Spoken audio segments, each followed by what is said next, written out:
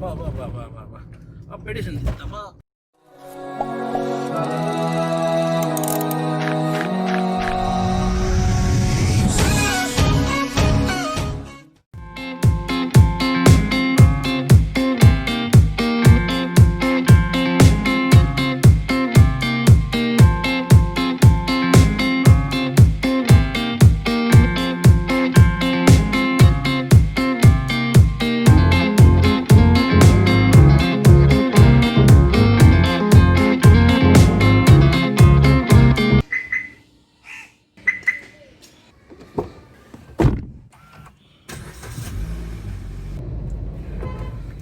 Hello guys, ఎలా ఉన్నారు అందరూ? హోప్ అందరూ బాగున్నారు అనుకుంటున్నాను. సో టుడే నేనైతే చిన్న పని మీద ఏలూరు వచ్చాను. సో ఏలూరు వచ్చి మా డిస్ట్రిక్ట్ హెడ్ క్వార్టర్ అనమాట.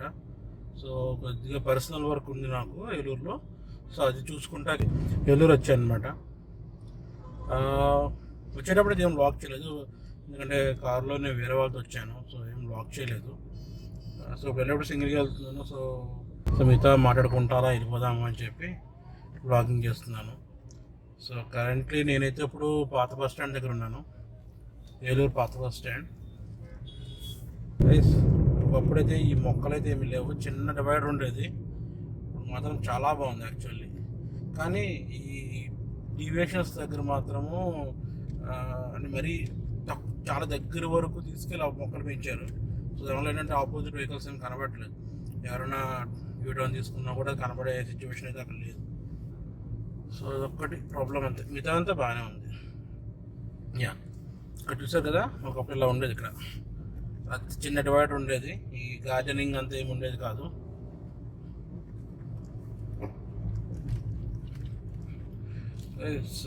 ఇప్పుడు మనకు కనబడేది ఇది actually Eluru railway station entrance అనమాట. ఐ మీన్ సెకండ్ ఎంట్రన్స్ ఇది. సో మెయిన్ ఎంట్రన్స్ వచ్చి అటేపు ఉంటుంది. సో అదే నా ప్లాన్ యాక్చువల్లీ. ఇదేంది స్పీడ్ బ్రేకర్ ఏమంటే కొండ వేసాడు మధ్యలో. ఫైనల్లీ గైస్ హైవే అయితే ఎక్కేస్తున్నాం. ఇంతదాకా ఏలూరు ఊరు నుంచి వచ్చాము. ఇదైతే చాలా డేంజరస్ జంక్షన్, ఎందుకంటే కరెక్ట్గా చూడండి, ఇది యాక్చువల్లీ టర్న్ కదా మనం తీసుకునేది. అటేపు నుంచి ఎవరైనా వెహికల్స్ వస్తుంది అనుకోండి, వాళ్ళు అప్పుడే జస్ట్ ఆ కర్వ్ కంప్లీట్ చేసుకుని వస్తారనమాట. సో దానివల్ల ఏంటంటే వాళ్ళకి విజిబిలిటీ చాలా తక్కువ ఉంటుంది. సో ఎవరైతే ఊర్లోంచి వచ్చి హైవే ఎక్కుతారో వాళ్ళే కొంచెం జాగ్రత్తగా ఉండండి. ఓకే, నేను ఈ మధ్య గమనించింది, మోటో వ్లాగర్స్ అనేవాళ్ళు చాలా కష్టపడుతున్నారు గైస్. బట్ యూట్యూబ్ మాత్రము వాళ్ళకి ఇవ్వాల్సిన బూస్ట్ అయితే ఇవ్వట్లేదని నా ఫీలింగ్ జనరల్లీ. ఎందుకంటే నేను చూసాను ఆల్మోస్ట్ మన తెలుగులో చూసుకుంటే ఒక్కో జిల్లాకు వచ్చి అరౌండ్ 4 to 5 తెలుగు బ్లాగర్స్ ఉన్నారు, మోటో బ్లాగర్స్. వాళ్ళు ఎంత కష్టపడుతున్నారంటే మీకు చెప్తాను, సింపుల్ ఎగ్జాంపుల్ చెప్తాను. వాళ్ళ పాకెట్ మనీ లేదంటే వాళ్ళ సేవింగ్స్ నుంచి ఆల్మోస్ట్ ఒక GoPro Hero 8 కొనాలి అంటే ఒక చెప్తాను, ఆ సెటప్ కొనుక్కోవాలంటే GoPro Hero 8 వచ్చి అరౌండ్ 30,000 ఉంది. ఆ తర్వాత కంపల్సరీ అడాప్టర్ కొనుక్కోవాలి, తర్వాత మోడ్ కొనుక్కోవాలి, GoPro మోడ్. ఈవెన్ చీప్లో కొనుక్కున్న అది 2,000 ఎంతో ఉంది. అలాగే హెల్మెట్, ప్రాపర్ హెల్మెట్, ఎన్ని ఫిట్ చేయడానికి హెల్మెట్ కొనుక్కోవాలి. ఓకే, ఆ తర్వాత అంటే కొంతమంది ఉంటారు, నేను లగ్జీరియస్గా అన్నీ కొనుక్కోగలిగిన వాళ్ళ గురించి మాట్లాడతలేదు. సో ఏదో మోటో బ్లాగింగ్ మీద ప్యాషన్తో వచ్చి చేసే వాళ్ళ గురించి చెప్తున్నాను అనమాట. సో ఒక్క GoPro సెటప్ కొనుక్కోవాలంటే అట్లీస్ట్ 40,000 అవుతుంది. ఎందుకంటే ఎక్స్ట్రా బ్యాటరీ కొనుక్కోవాలి, దానికి మళ్ళీ బ్యాటరీలో ట్రావెలింగ్ ఉన్నంతసేపు ఛార్జ్ అవ్వడానికి డ్యూయల్ బ్యాటరీ ఛార్జర్ ఉంటుంది GoPro వాడిది. సో అది కొనుక్కోవాలి. ఒక్కటి నాన్ ఆథరైజ్డ్ ఐటమ్ వాడినా దానికున్న వారంటీ పోతుంది. సో ఇంత కేర్ తీసుకుంటారు. ఒక 40-45,000 కేవలం GoPro సెటప్కి ఖర్చు పెడతారు. ఆ తర్వాత ఇలా బ్లాగింగ్ చేయడానికి ఒక సపరేట్ కెమెరా కావాల్సి అయితే కొంతమంది మొబైల్లో బ్లాగ్ చేస్తారు, కొంతమంది DSLR పర్చేస్ చేస్తారు, కొంతమంది ట్రైపాడ్స్.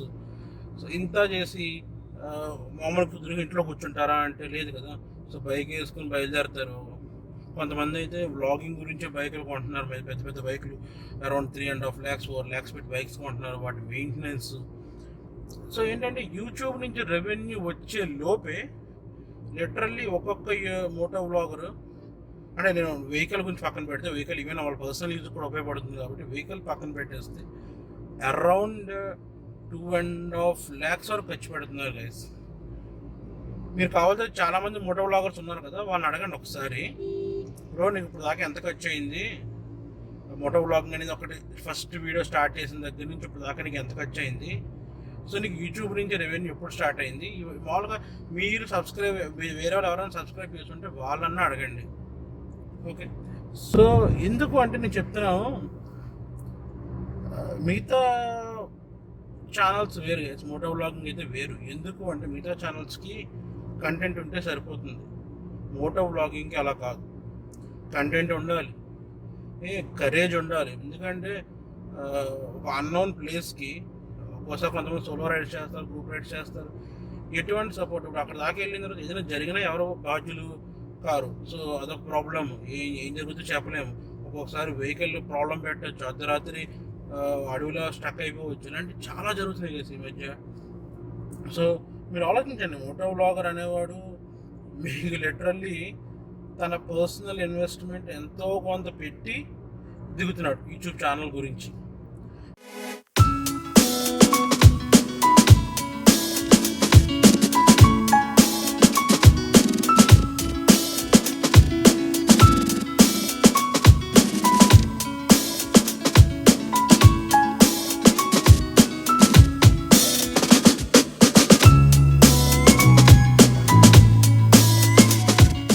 మీకు నాకు బెలినా అప్డేట్ అవ్వలే కదా స్టీరింగ్ సంబంధించి. So I think this is the right time అండి యాక్చువల్లీ. సో స్టీరింగ్ చేయించిన తర్వాత అయితే చాలా స్మూత్గా ఉంది. అండ్ ఇంకోటి నేను గమనించింది ఏంటంటే మైలేజ్ ఇంప్రూవ్ అవుతుందండి ఇంకా వెరైటీగా. యా, సో లైక్ మేబీ ఆ ఫ్రిక్షన్ తగ్గింది ఏంటో తెలియదు, కానీ మైలేజ్ అయితే కొద్దిగా ఇంప్రూవ్ అయింది బేసికల్లీ. అరే accident. A few moments later. Guys just నా అక్కడ ఒక యాక్సిడెంట్ అయితే అయింది. ఒక ముసలతను బైక్ మీద వెనకాల కూర్చొని ఉన్నారనమాట. సో ఒక యంగ్ అతను డ్రైవ్ చేస్తున్నారు. సో యాక్చువల్లీ అతను లెఫ్ట్ మార్జిన్లో వెళ్తున్నారంట, బైక్ అతను ఈ మార్జిన్లో వెళ్తున్నారంట. సడన్గా కార్ ఇటైపున్న లారీని ఓవర్టేక్ చేయడానికి లెఫ్ట్కి వెళ్ళింది. కరెక్ట్గా అదే టైంకి వాళ్ళు రైట్కి మూవ్ అయ్యారంట. So almost collision. అండ్ ఆ అబ్బాయికి అయితే ఏం అవ్వలేదు, డ్రైవ్ చేస్తున్న అబ్బాయికి ఏం అవ్వలేదు, బైక్లో ఉన్న బైక్ మీద డ్రైవ్ చేస్తున్న అబ్బాయికి. బట్ వెనకాల ముసలతను మాత్రం కొద్దిగా అన్కాన్షియస్గా ఉన్నారు. సో 108కి అయితే కాల్ చేసాము, వస్తుందంట.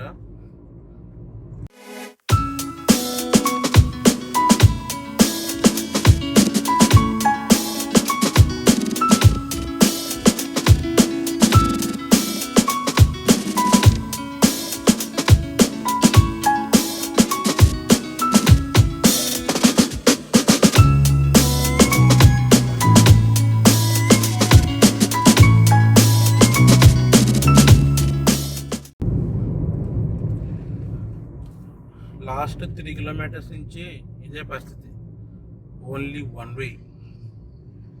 వర్క్ జరుగుతుంది యాక్చువల్లీ, రోడ్ రిపేర్ వర్క్ అనుకుంటా. గుడ్.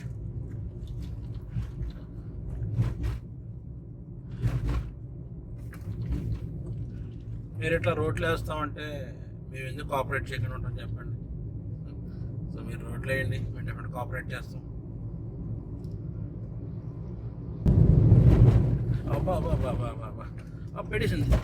ఎప్పుడు లారీ లంకలు మాత్రం లేదు.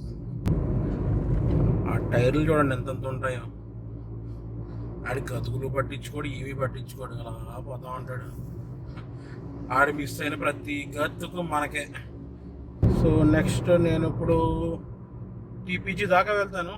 టీపీజీలో చిన్న వర్క్ ఉంది, అది చూసుకుని సో మా ఇన్లాస్ హౌస్ తాడేపల్లి కూడా అనమాట. సో అక్కడ స్టే చేస్తాను. స్టే చేసేసి రేపు మార్నింగ్ చెలు ఇడదవు. కళ్ళ ముందు ఫోన్ ఉందనుకోండి, మీరు అది వీడియో ఆన్ అయినప్పుడు మీరు రోడ్ చూడరు యాక్చువల్లీ. సో కెమెరా వంక చూస్తూ ఉంటారు. దానివల్ల ఏంటంటే కెమెరాలో ఎప్పుడు కూడా కొంచెం డిలే ఉంటుంది. అంటే real time exact on the spot pick చేయలేదు. సో ఆ డిలే అయితే ఉంటుంది. ఆ డిలే చేయాలి కదా, మీరు వెళ్ళి దేనికో దానికి అర్థమైంది కదా. యా ఇప్పుడు ఓకే కదా. సో నేను ఇప్పుడు ఏం చేస్తున్నాను, కైకరం దగ్గరికి వచ్చాను. యా కైకరం. సో ఇక్కడ యాక్చువల్ మా రిలేటివ్స్ అయితే ఉన్నారు కైకరంలో.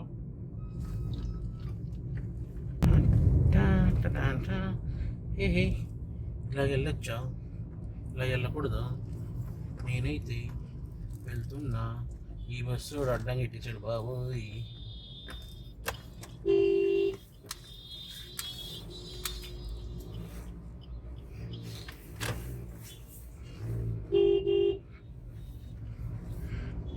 మీరు దేవుళ్ళ స్వామి ఎలా పడితే ఆపేస్తారు. ఇప్పుడు రాగబోయేది ఉంగుటూరు. ఇలా ఈ ఊరు అంటే జర్నీలో అంత హైలైట్గా ఉండేది కాదు గైస్, ఏదో వెళ్ళిపోతూ ఉండేది. ఇప్పుడు మాత్రం బాగా ఫేమస్ అయిపోయింది.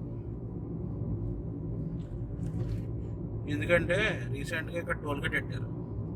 ఒక 3-4 years అయింది అనుకుంటా టోల్గేట్ వచ్చి పెట్టి. మరీ టూ మచ్ గైస్ అది. సో అప్ జర్నీకి 90 రూపాయలు, ఒక సింగిల్ జర్నీకి 90 రూపాయలు, 90 రూపీస్. అలాగే అప్ అండ్ డౌన్ అయితే కనుక 90 + 45 135 రూపీస్ తీసుకుంటాడు, 130 రూపాయలు తీసుకుంటాడు. ప్యాచ్ వర్క్ విషయానికి వస్తే Vijayawada to Hyderabad GMR highway ఉంటుంది కదా, వాళ్ళు ప్యాచ్ వర్క్ మాత్రం భలే చేస్తారు. సో ఒక్కసారి చిన్న గుంత పడినా సరే ఆ తార్ ఎక్కడ వరకు అయితే లూజ్గా ఉందో అక్కడ వరకు ఒక రెక్టాంగిల్ షేప్లో కట్ చేసి, సో దాన్ని ఫిట్ చేసి, ఈవెన్ మనకి ఆ ప్యాచ్ అయినట్టు కూడా తెలియదు గైస్, అంత బాగా చేస్తారు. ప్యాచ్ వర్క్ అయిందని కూడా తెలియదు, అంత స్మూత్గా ఉంటుంది అనమాట. వాళ్ళు మిగతా వాళ్ళు ఎందుకు అలా చేయరు? ఓ ఎగరేస్తూ ఉంటుంది ప్యాచ్ వర్క్ రాగానే బండి.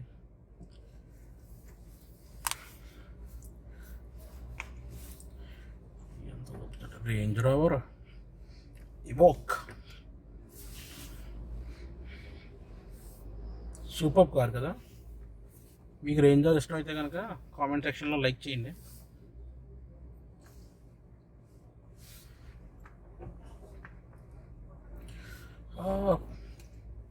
రేంజ్ రోవర్కి ఫాస్టాగ్ లేదా?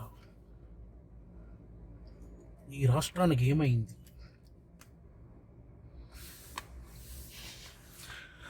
Jan 1st నుంచి ఫాస్టాగ్ కంపల్సరీగా మర్చిపోకండి. కార్లో ఉంటే కనుక ఫాస్టాగ్ అంటించేసుకోండి.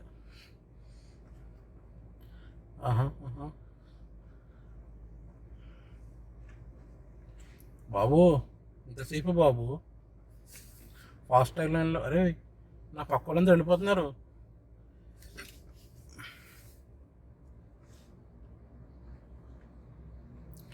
బాబోయ్ 5 కార్లు వెళ్ళినాయి. ఈ ప్రాబ్లం ఏంటి?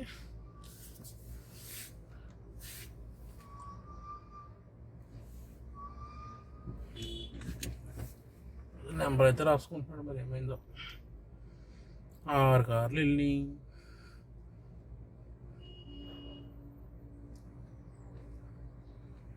దేవుడా ఇంతసేపా?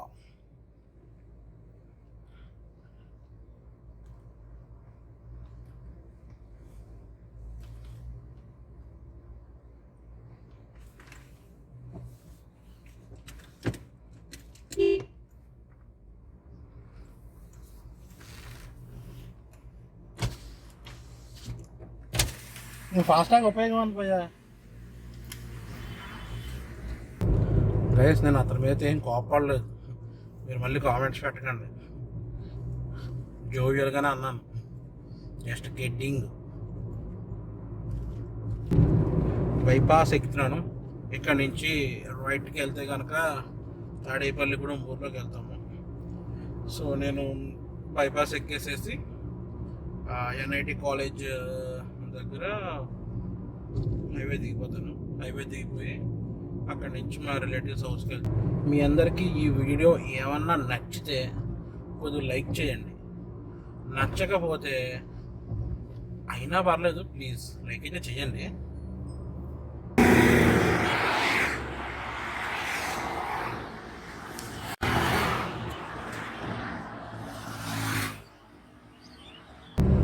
Okay then, see you tomorrow in my next coming vlog. Bye.